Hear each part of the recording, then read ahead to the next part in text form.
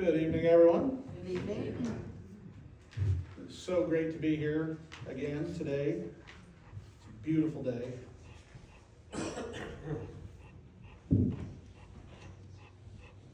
It is truly a blessing to be able to gather to worship God, to open His Word, and to be reminded once again that we do not walk through this life alone. No matter how strong or how weary you may feel this evening, no matter what kind of week you've had, no matter the burdens you carry in your heart or on your shoulders, you are supposed to be here. This is a place where we can be real, a place where we don't have to hide our struggles or put on a mask of perfection, a place where questions are allowed, doubts can be spoken, where hearts can be honest before God and with one another. We gather not because we have it all together, but because we serve a God who has it all together for us.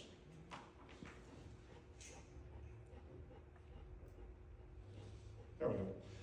Psalm 46:1.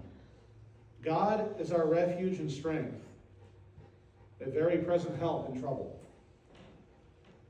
So several months ago, we talked about how God sees things differently than we do, how His perspective is higher than ours, even when life doesn't make sense from where we're standing. But knowing God's perspective, that doesn't always remove the pain in the moment. So tonight I want to talk about something just as important, and what God gives us while we're waiting for that perspective to become clear. We're going to talk about something we all need, and something that touches every part of our lives, and that's strength. Now, I'm not talking the kind of strength that comes from determination or willpower, but the kind that comes from God.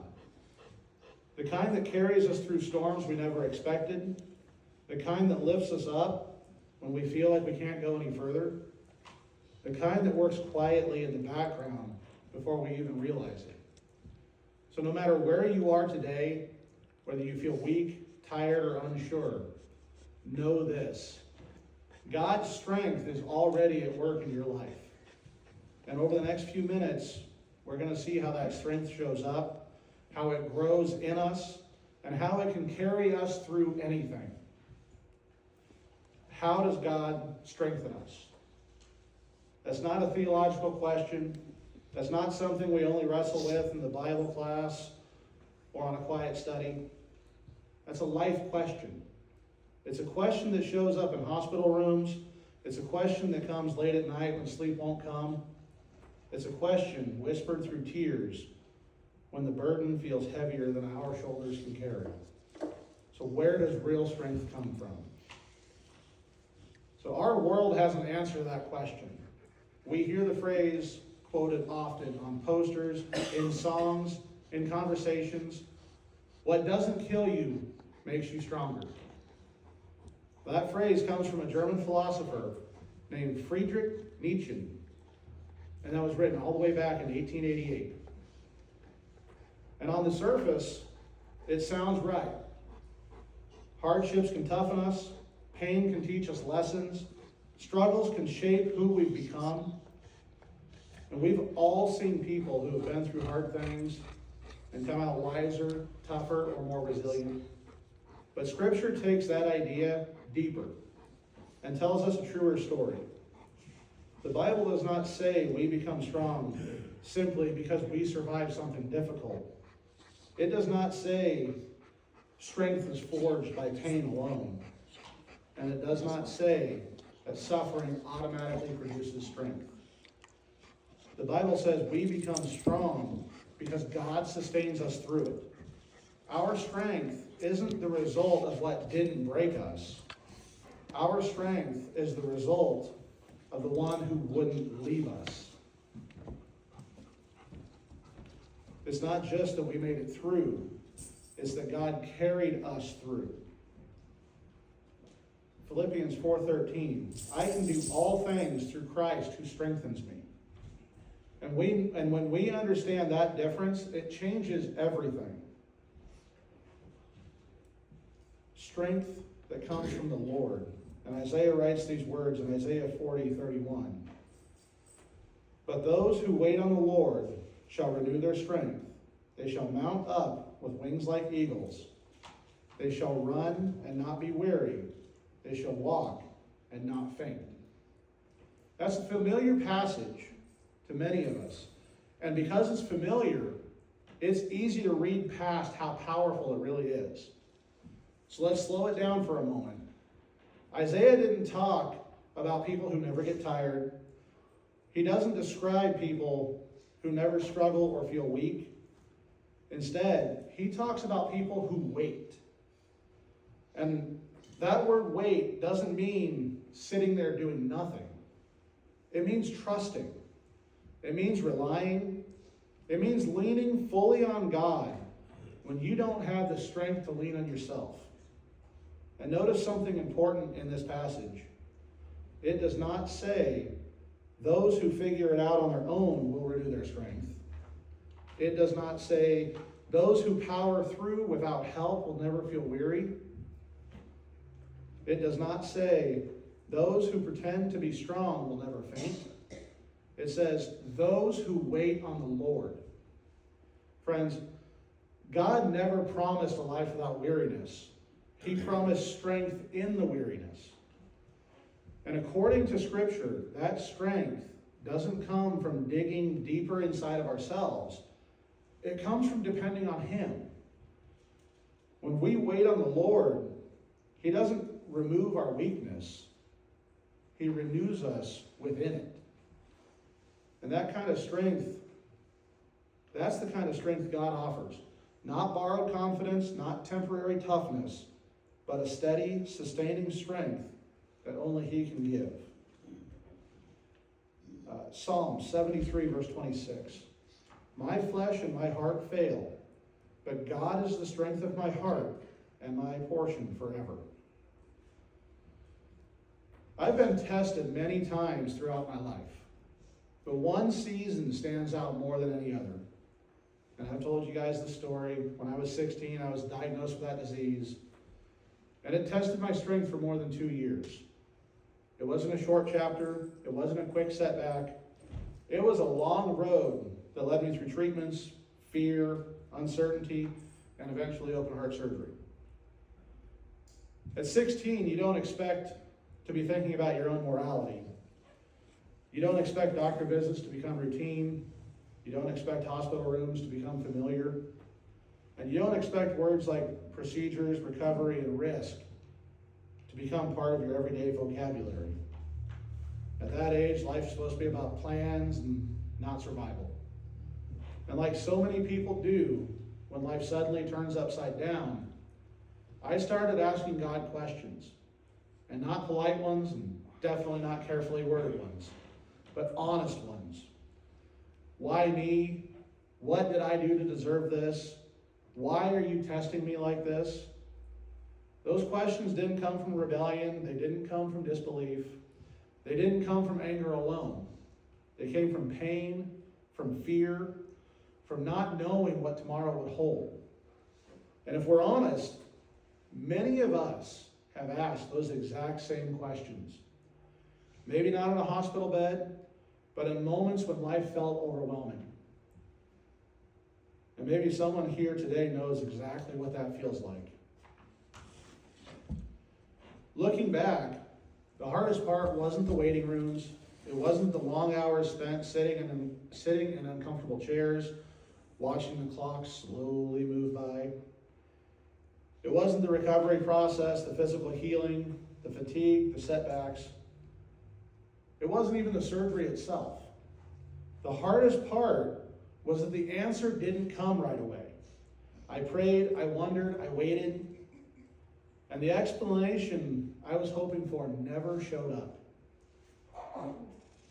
In fact, it didn't come for many years. God didn't sit me down and walk me through the reason behind my disease. He didn't give me the answers that wrapped everything up and made it make sense. And maybe that's because God's work is often bigger than a single moment and bigger than a single explanation. God didn't explain himself on my timeline. He didn't move according to my schedule or answer the way I expected him to.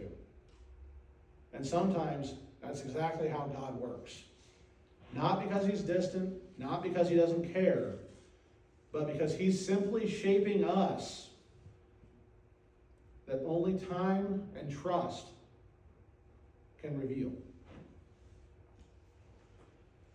Looking back now, I can see what God was doing, even though I couldn't see it then. In the middle of the fear and uncertainty, God was quietly teaching me what strength really looks like. Not the kind of strength we celebrate in the world, not physical power, not toughness that never bends. God showed me strength through people. He showed me what it looks like to keep going when you're exhausted, what it looks like to trust when you're afraid, what it looks like to show up every day, even when your heart is heavy. And most of all, he showed me that strength through my mother. Through her, I saw strength that didn't demand attention, strength that didn't complain, strength that stayed steady when everything felt uncertain. She showed me that real strength isn't loud, it's faithful. And slowly over time, God began teaching me a truth that would stay with me. True strength is not physical. True strength is not found in muscle or endurance alone. True strength is spiritual. It's the kind of strength that holds on when circumstances say let go. It's the kind of strength that trusts God when the path ahead is not clear. And that kind of strength, real strength, flows through faith. At the time, I didn't fully understand that the faith that I had, the quiet, stubborn hope that kept me moving forward, actually came from God. I didn't even have what you could call a real living relationship with him yet. Definitely not in the way I understand it now. Not in the way that I could have leaned on him fully. And maybe that surprises some people. Maybe you think faith has to come with complete understanding. And maybe you think you have to know all the answers, all the reasons, all the outcomes before you can truly believe. But here's the truth that I learned, the truth that I want to share with you today. I believed God was real. I believed he was present. I believed even in the dark moments, even when the questions outnumbered the answers, that somehow in the end I would be okay. Hebrews 11 verse 1. Now faith is the substance of all things hoped for, the evidence of things not seen. And that belief, that simple, sometimes shaky trust, even before I fully understood it, was God's strength already at work in me. And Jesus speaks directly of this kind of faith in John 20:29. Blessed are those who have not seen and yet have believed. So please take notice of what he's saying. You don't need to see it all. You don't need to understand it all. And you don't need to have all the pieces in place. Proverbs 3, verse 5 and 6. Trust in the Lord with all your heart, and lean not on your own understanding. In all your ways acknowledge him, and he shall direct your paths. Faith does not require all the answers. Faith requires trust. And trust, even a small trembling trust, opens the door for God's strength to flow through us. Because sometimes the power of God is not shown in what we do, but in what we believe, even before we fully see his work in our lives. Paul learned this very same lesson later in life, though in a very different context than mine. In 2 Corinthians 12, verse 9, the Lord speaks directly to him. My grace is sufficient for you, for my strength is made perfect in weakness. This verse completely flips what we usually think about strength. We tend to think strength means never struggling. We tend to think strength means handling life on our own, without faltering, without asking for help. But God says something radically different. Strength is revealed in struggle. Strength is perfected not in our ability to avoid difficulty, but in the place where we feel weakest. Isaiah 41:10. Fear not, for I am with you. Be not dismayed, for I am your God. I will strengthen you. Yes, I will help you. I will uphold you with my righteous right hand. Everyone, that is a powerful truth. It truly wasn't me who was strong when I was sick. It wasn't my own courage that carried me through the surgeries, the treatment, and the fear. And it certainly wasn't my own understanding that allowed me to wake up every morning and keep moving forward. It was the belief, the quiet trust that I would be okay in the end. And that belief was not mine alone. That belief was God's strength flowing through me. It was His power made perfect in my weakness. God's grace met me where I was, worried, scared, uncertain. And in that space, His strength became real. That's the kind of strength that lasts. That's the kind that doesn't fade when the storm comes back. That's the kind that doesn't fail when our energy runs out. This is the strength God offers to all of us. Not a strength we manufacture, but a strength that carries us, sustains us, and perfects us in our weakness. So even before I had a deep relationship with God, even before I started to understand His words, even before I could articulate my faith, God was already at work in my life. He was already strengthening me, carrying me through moments that I didn't understand, and sustaining me in ways that I couldn't see. Romans 8:28. And we know that all things work together for good to those who love God, to those who are called according to His purpose. That's grace. Grace is God working in the background long before we ever realize it. Grace is God preparing us, shaping us, and giving us strength before we even knew we needed it. And it's easy to forget that sometimes. We look at our struggles and wonder why we feel so weak. We look at our pain and ask, where are you, God? And yet, all along, He is walking beside us, unseen, steady, faithful. That's the kind of God we serve. A God who doesn't wait for us to be ready. A God who doesn't demand perfection before offering His strength.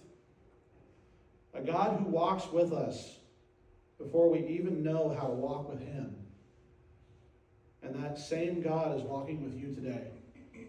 Even in your struggles, even in your doubts, even in the moments when it feels like you're carrying the weight alone, He is there strengthening you, sustaining you, and showing you that His grace is enough. Psalm 33:20-22. Our soul waits for the Lord. He is our help, our shield. For our heart shall rejoice in Him, because we trust in His holy name. Let your mercy, O Lord, be upon us, just as we hope in you.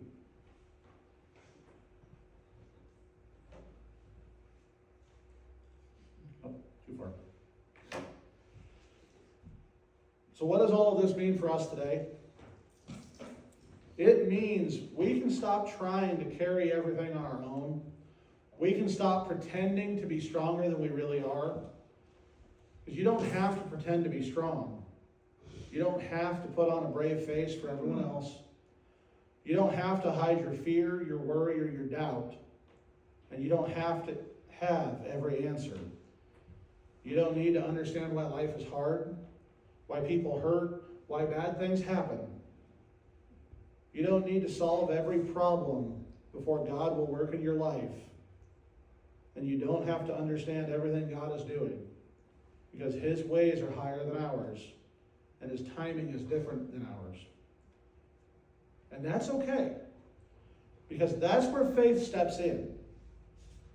You just have to trust Him enough to keep waiting, because strength doesn't come from avoiding hardships.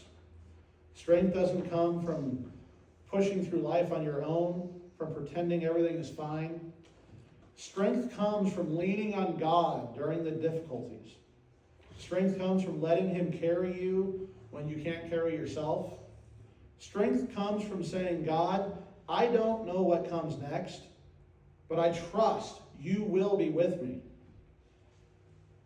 Friends, the strength that sustains, the strength that endures, the strength that lifts us higher than we ever thought we could go, that strength comes from Him and not from us. And the beautiful truth, He is ready to give that to us today, in this moment, if we just reach out and let Him. So maybe today you're tired, maybe today you're hurting, maybe today you're strong, but only because God is holding you up. And maybe today is the day you stop carrying it alone. God's strength is available. His grace is sufficient. His arms are open. Matthew 11, verse 28 and 29. Come to me, all you who labor and are heavy laden, and I will give you rest. Take my yoke upon you and learn from me, for I am gentle and lowly in heart, and you will find rest for your souls. So if you need prayer, if you want to begin or restore a relationship with Christ, if you're ready to go to Him in baptism, or if you simply need encouragement, please come forward now as we stand and sing.